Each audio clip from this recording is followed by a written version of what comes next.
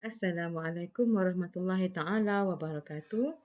Saya Rawdatun Naimah binti Salihin hari ini akan membentangkan dan akan mengajar topik ibadah di bawah tajuk jenis hukum dalam Islam.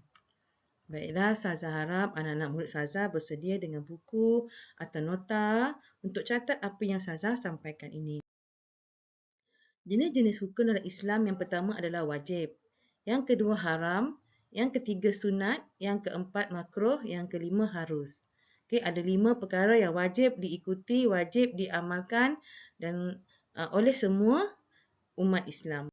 Okey, apakah dia masuk hukum wajib?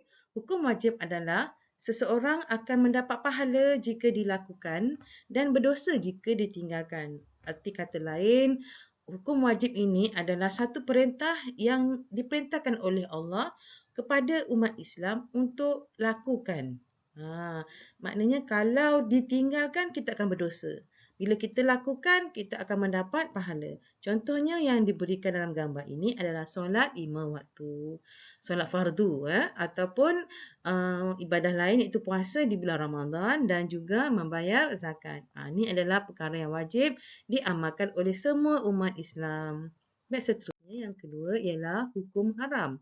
Hukum haram ini kata lain ialah seseorang akan mendapat pahala jika ditinggalkan dan berdosa jika dilakukan. Hukum haram ni adalah satu larangan bentuk larangan oleh Allah kepada semua umat Islam supaya tinggalkan. Tinggalkan dan jangan buat amalan perkara tersebut.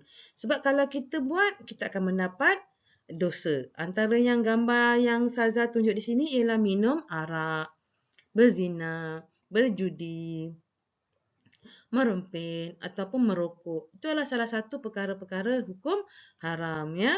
Bila mana hukum haram ini balasannya akan diterima di akhirat kelak. Okey, baik. Seterusnya ialah hukum sunat.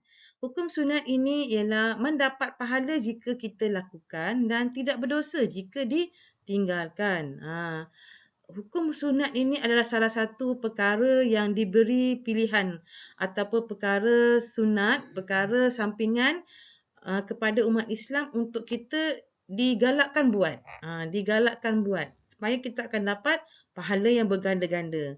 Kenapa? Sebab amalan sunat ini akan melengkapkan ibadah-ibadah wajib kita. Contohnya puasa sunat. Puasa sunat Isnin Khamis. Puasa sunat 6 Syawal. Kemudian bersedekah. Okey, kemudian kita melakukan solat sunat rawatib, ya, solat sunat tarawih dan sebagainya. Kerana bila kita lakukan, kita akan mendapat pahala. Kalau kita tinggalkan, kita tak berdosa. Ya, kita cuma Allah suruh galakkan kita untuk buat. Seterusnya ialah hukum makruh. Okey, hukum makruh ni seseorang mendapat pahala jika ditinggalkan dan tidak berdosa jika dilakukan. Arti kata lain, hukum makruh ni adalah perkara yang digalakkan untuk tinggalkan. Lebih baik tinggalkan daripada buat. Kerana bila kita buat takut nanti mendatangkan dosa. Jadi lebih baik kita tinggalkan. Bila kita tinggalkan, kita akan dapat pahala. Contohnya kita makan buah durian. Buah durian ketika kita selepas makan tu kita solat. Sepatutnya kita kena gosok gigi dulu. Kemudian kita mengambil uduk lebih 3 kali. Kerana apa? Akan mengundang kepada pembaziran.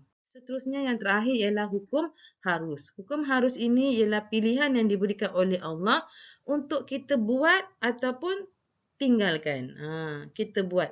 Kalau kita buat, kita dapat pahala. Kita tak buat pun, kita tak dapat apa-apa. So, kita diberi pilihan untuk nak buat boleh, tak nak buat pun tak apa. Contohnya makan, minum, mandi, bercakap, tidur, belajar. Jadi itu adalah benda-benda yang harus kita lakukan. Jadi kita diberi pilihan oleh Allah untuk buat ataupun tinggalkan. Okey, itu saja daripada Ustazah. Segala salah dan silap Ustazah mohon maaf. InsyaAllah Ustazah akan terangkan lebih lanjut lagi. Assalamualaikum warahmatullahi taala wabarakatuh.